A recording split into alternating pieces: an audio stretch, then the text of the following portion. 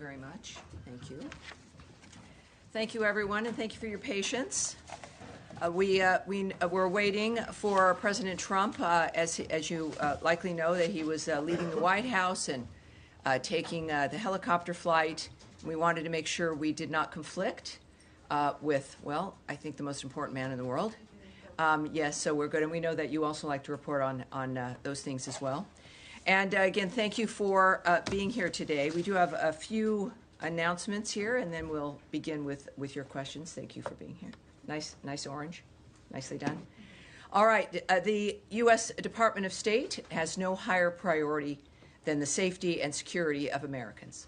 As we continue to assess and address the needs of U.S. citizens during this important time, I want to reiterate a few important instructions for everyone watching at home and around the world.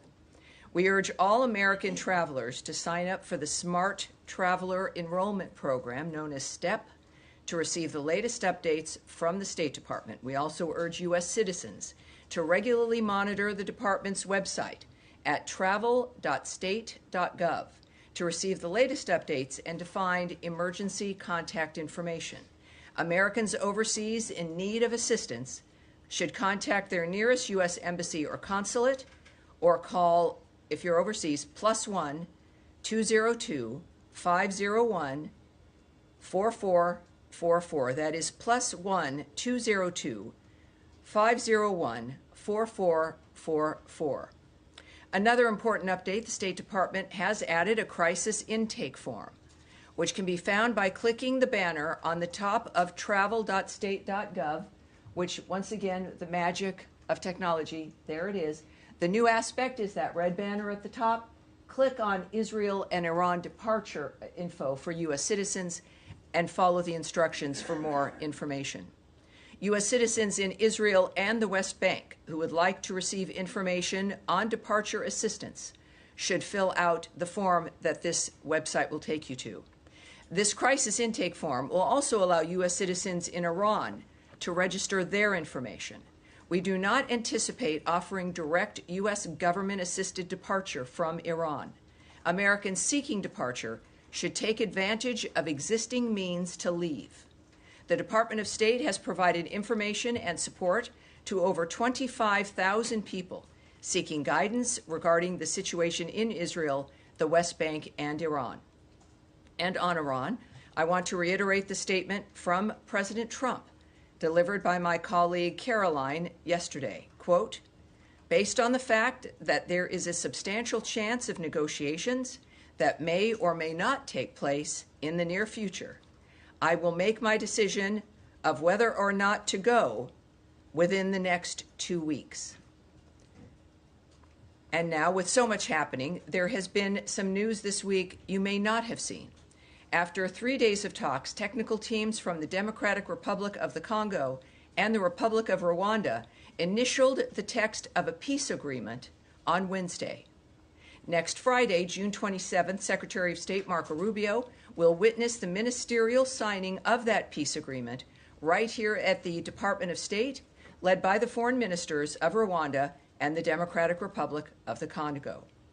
This is a milestone achievement and a significant step toward peace in that region, and we remind our friends and partners that with implementation of the agreement, the economic investment and development we all want to see will finally be possible. We look forward to more on this next Friday. Also, I would like to join the many Americans in New Jersey welcoming home Idan Alexander. Held hostage by Hamas, his release is a reminder of our commitment to Americans wherever they may be in the world. The scenes of people lining the streets were truly heartwarming, and America is stronger with one of our sons finally home. And lastly, we are having this briefing on Friday because we were not here yesterday because it was the holiday Juneteenth. On June 19th, for everyone wondering and not perhaps having all the details, on June 19th, 1865, Union Major General Gordon Granger arrived in Galveston, Texas to announce General Order No. 3, declaring that all enslaved people in Texas were free. More than 2 years after President Abraham Lincoln's Emancipation Proclamation had officially ended slavery in Confederated States. in Confederate states, I should say. This day, now known as Juneteenth, has become a profound commemoration of freedom and resilience. So I hope you enjoyed yesterday, and we are here today, and I'm ready for your question, shall we? Yes, Daphne. Thank you so much. So on the 25,000 that you said the State Department has provided information to, is that U.S. citizens who are seeking information on leaving Israel, the West Bank, and Iran?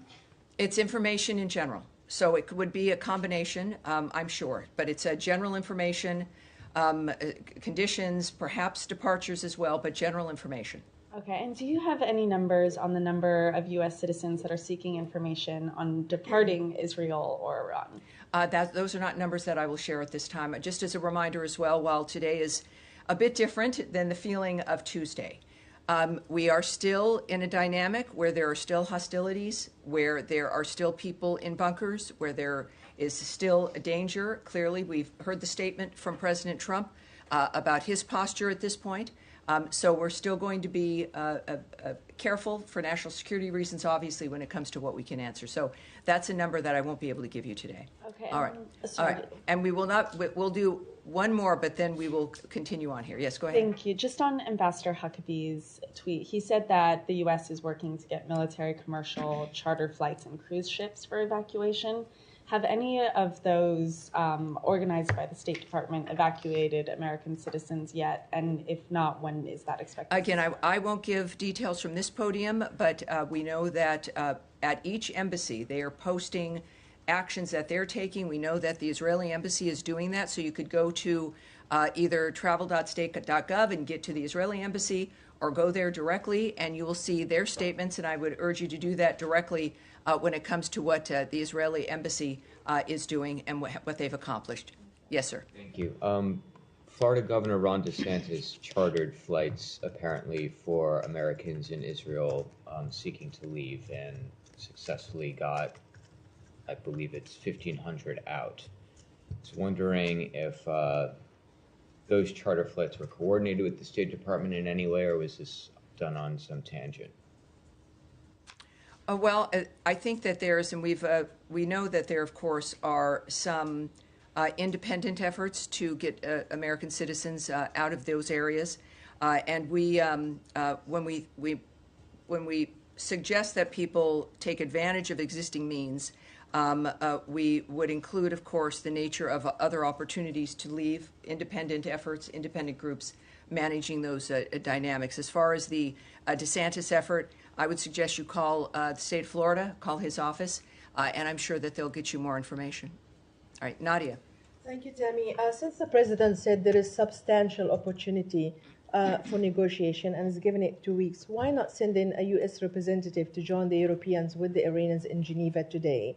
And second, Mr. Grossi is worried that if Bushahar reacts... Let me answer your first one first, if I may, and then we'll follow up with your second.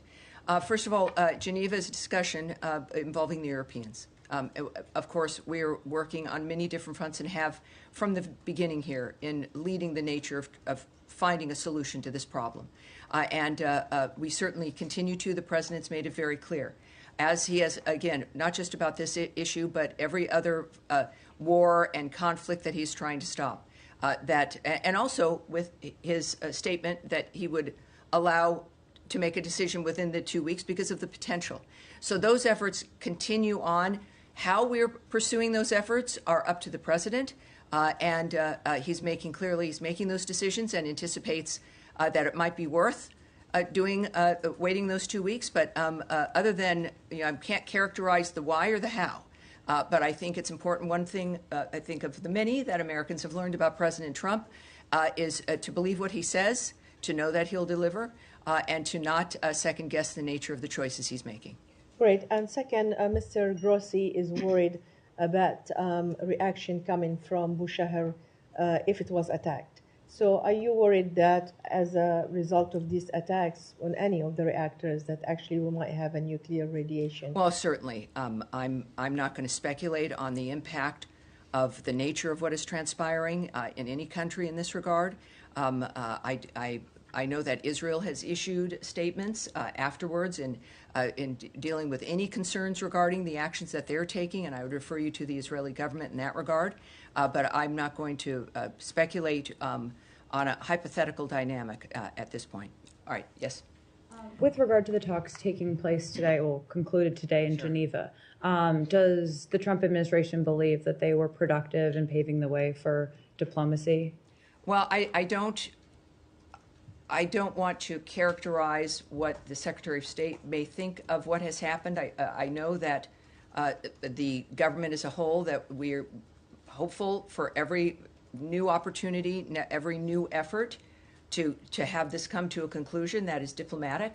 That is something clearly we've seen in the president's posture. So while I won't be able to characterize it about what their opinions are at this point, I think at some point we may find that out.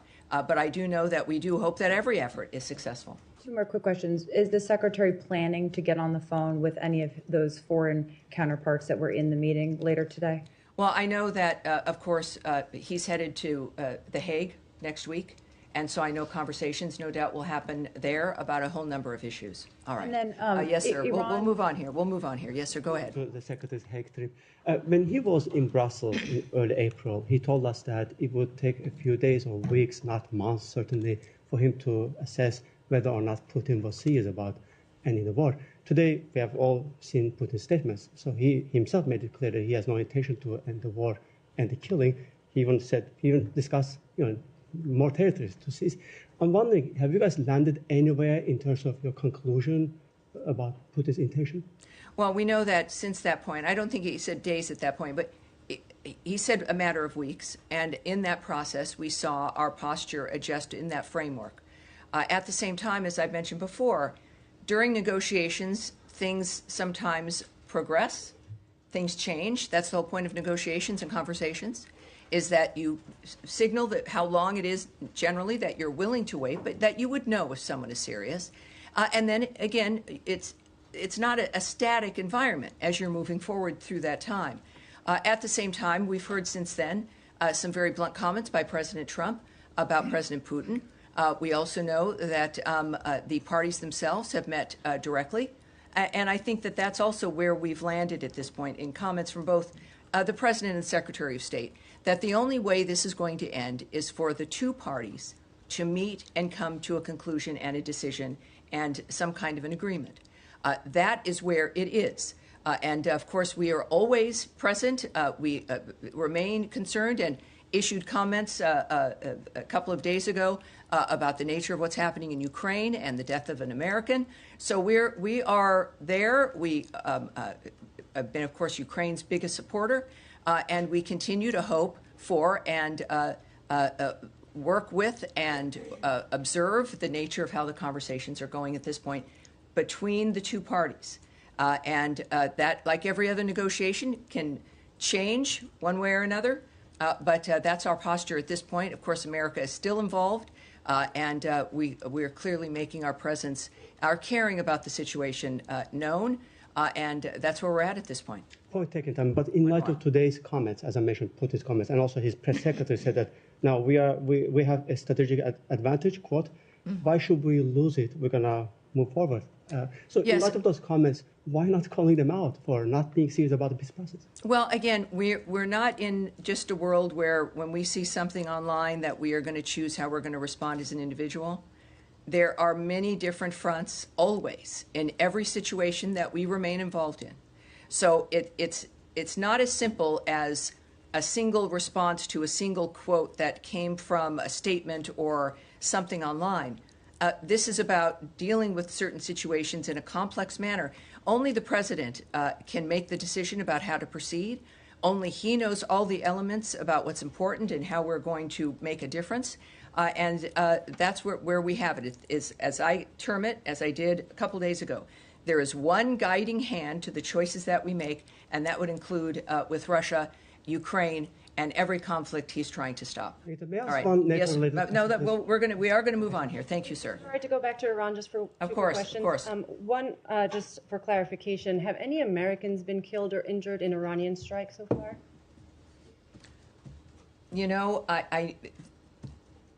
I don't think so. Do we have numbers, or is that something that we've been able to? Let's take that back and see where things stand at this point. I do know that the reports that I've seen are that there have been no American injuries or injuries of staff at embassies and consulates. But let's take that back. And again, I would caution, obviously, this is a shocking continuation of a war that affects many countries. And we'll get back to you with with the latest that we have. I suppose the flip side, thank you, we would appreciate an update. The flip Of course. side would be And again, just a reminder for people watching, when we say we're going to take it back, it means we get the answer and get it directly to the reporter and then have it, and obviously in this case, as a fluid situation, we'll continue to watch it. Thank you. And insofar as you're looking into it, if there are American citizens in Iran, which we haven't gotten an estimate of how many Americans might be in Iran, sure. If there are injuries or deaths there, we would also be interested. Well, yes, again, the messaging is for also Americans who are in Iran, and again, urging them to go to travel.state.gov, and we're certainly aware of them. Our task force is working on all of this for every American who is in that region, which provides a different dynamic for some, whether it is, of course, Israel, Iraq or Iran, et cetera. Wherever they may be in the Middle East, we're there for them. Thank you. The other question is on diplomacy. So we understand the Special Envoy Steve Witkoff is in some sort of contact with the Iranians. How would you encourage us to think about that contact? Is that a prelude to negotiations? What's the nature of that of his engagement with the Iranians? Well, I wouldn't characterize it at all, except there are things that we know, which is that there had been negotiations, that we had gotten Iran to the table. We'd been having those conversations, led by Special Envoy Steve Witkoff. And we know that the president, from his statement, which is, I think, worth noting again, because it's very specific in its nature, and also, I must say, when I saw it, very Trump-like in his statement, as a man who is serious about everything he addresses, but in this particular kind of way, when it's existential, life and death, that he genuinely, it's not posturing. He wants to have it be solved diplomatically. He knows it can be. He knows, based on what he's accomplished already in the past, and the nature of human beings, which in business you learn a lot about as well, but certainly in his governmental experience and as a leader. Again, he said, directly from the president, quote, based on the fact that there is a substantial chance of negotiations that may or may not take place with Iran in the near future, I will make my decision whether or not to go within the next 2 weeks. On that front, do you have an understanding of why there's now a 2-week window for diplomacy? Because at the same time, the White House said yesterday they understand it might be a couple of weeks before the Iranians achieve a nuclear weapon. No, but he has his reasons, and he's the one who knows, and that is the specificity of his statement. And I'll leave it at that. All right? Yes, sir, at the end here. So on Ukraine, you said that... Can you tell me your name and your outlet? Oskar Gorzyński, Polish press agency. Okay. Go ahead. So, you said that you're not going to react to a single quote from Russian officials, but over the past few weeks, Russia has made it pretty clear that they're not interested in real negotiations. They killed a U.S. citizen. They struck the Boeing office in Kiev. And the president has repeatedly threatened sanctions on Russia if that happens. So why no action yet? I mean, how does that show peace through strength? Well, this is one of the reasons why we don't have negotiations in the press, debates between people reading things on the news, quotes in newspapers or made in a moment or on a website, that there are much more complex things that are happening. Other conversations, the culmination of multiple other negotiations with Iran is an example in one case, summits and negotiations with Russia and Ukraine, the parties themselves meeting. We've always said that we will not take, essentially for Russia, we're not going to listen to what they say. We're going to watch what they do. That remains true. But what you would do in this moment is not at issue. What matters are the people who've been involved for months now, dealing with the parties directly, the leaders of countries in the world, but the most powerful leader in the world right now, Donald Trump, who would likely know a little bit more about the nature of the situation than you or I. And I think you might have to agree that he may know more. So I think it's important to not second guess the president, and to not speculate, and to not presume that what he's doing is not in the process of peace, but in fact specifically in that track.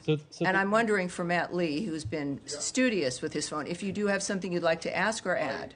I actually do. I'm surprised. My question is about Matt Lee of the Associated Press, for those of you who don't know him. The two people in the world. Yes, sir. Go ahead.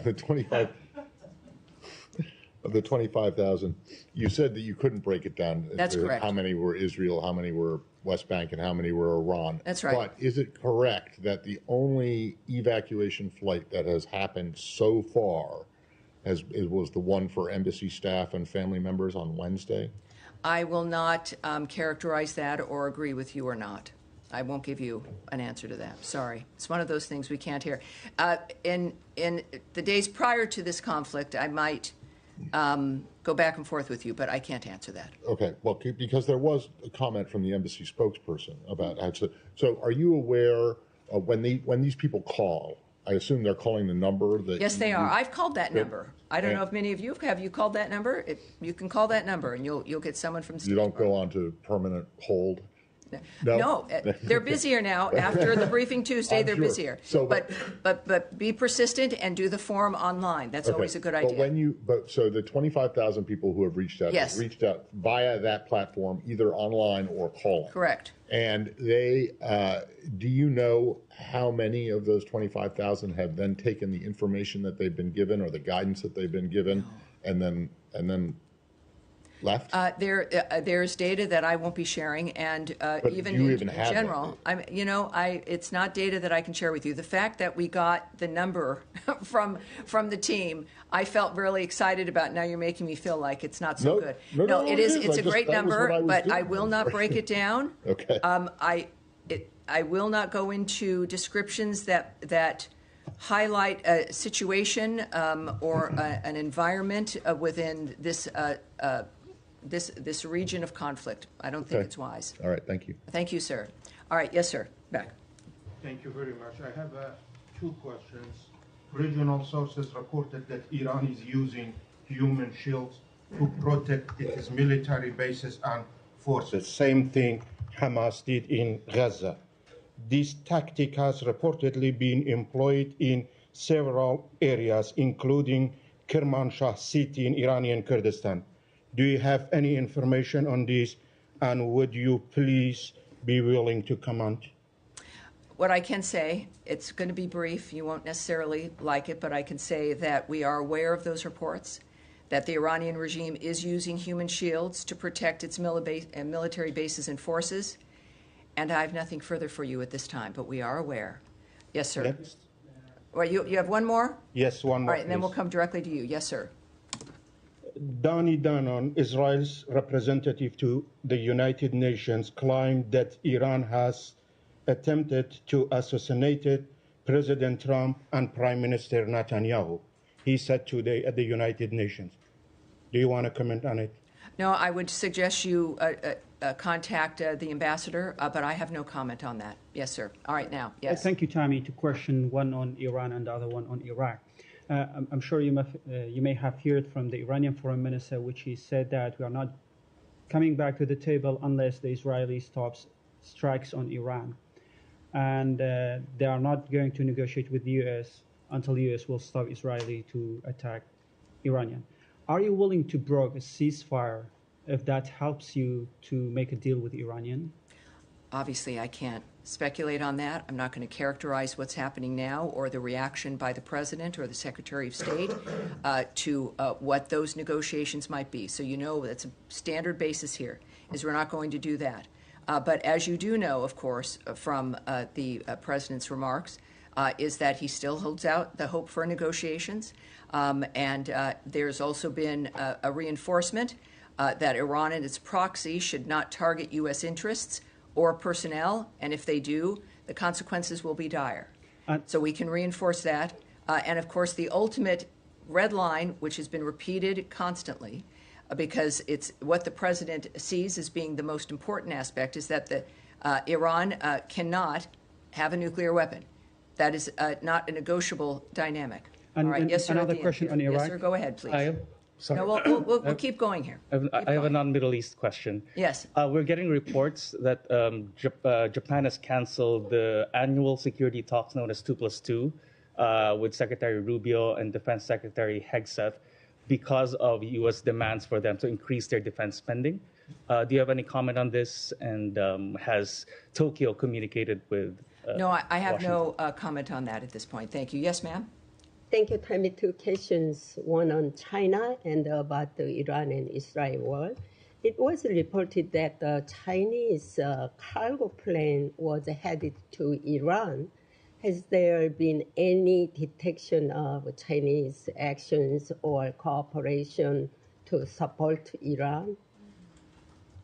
Let's take that back, shall we? Get back to her with an answer on that. What is your next one, please? One more question, please. Iran's nuclear weapons are threatening the entire world. If the United States intervenes in a war between Israel and Iran, do you think it will need support or cooperation from its allies? Well, we've made very clear, I think there's, if anything is obvious to the world, it's that President Trump has demands regarding that situation. His concern is the fact that Iran can never have a nuclear weapon. We know, of course, since October 7th, Israel remains in the posture of defending itself and the existential threat that is posed in that region by Iran. Our efforts clearly reflect the president's commitment to diplomacy first, to diplomacy being the thing that he believes will and can succeed, but he's also a pragmatic man. And this is why it's probably the most transparent leader globally right now, is making it clear publicly about his positions and when he would be willing to be making decisions about that. But we are always working with our allies and our partners. It's clear, and that will be also evident when the President and Secretary of State go to The Hague for the NATO meeting next week. All right. Now, go ahead. In the back. Yes, sir. Thank you so much, Tammy, on Bangladesh. Given UN Human Rights Commission Chief Volker Turk concern over the banning of political parties in Bangladesh, also Human Rights Watch has accused the UNIS-led interim government for arbitrarily targeting Awami League supporters. Does the U.S. consider this violation of democratic principle and condemn these actions? Obviously, when it comes to let's say, a White House reaction to what is occurring in another country, I would suggest you contact the White House. But for when it comes to Secretary of State and the State Department, let's take that back, and we'll get an answer for you in that regard. But what I can tell you about Bangladesh is that Deputy Secretary Landau met with Bangladesh National Security Advisor Rahman yesterday, I should say Wednesday, and discussed the interim government's efforts ahead of the national elections. They discussed the U.S.-Bangladesh relationship, including expanding trade and commercial ties. The United States is committed to working with Bangladesh to promote peace and stability in the region. And I have a second short question on All right. same. What is the State Department response to the alleged fabricated charges against Prime Minister Sheikh Hasina, the rise of mob killing and violence, and the imprisonment of individuals like 100 journalists without trial under this interim government? Will you condemn this and ask them to free them? We will take that back, and I'll get you an answer as soon as we can get one for you. Yes, sir, in the middle here. Thank you so much. Thank you, Tammy. The Turkish President Erdogan hosted the Armenian Prime Minister and his delegation in Istanbul today, and he mentioned that they talked regional issues, including the stability and peace in the Caucasian region and the problems or the issues between Turkey and Armenia. How do you follow these meetings? Well, I've not spoken to the Secretary specifically about that particular instance, but I'm sure we will be able to get to you his opinion and the nature of how he's reacting. I would also suggest the White House as well for you for more information in that regard. But if we can take that back. And with that, that is going to be it for me today. It is, again, Friday. My thanks to you for coming up on a day that is not our normal briefing day, and I appreciate it. Have a lovely day, and we will see you next week. Tuesday and Thursday is is security here or is security not here? Let's get this going because this has gotten a little old and inappropriate. Thank you, everyone. Appreciate it. Thank you. Thank you.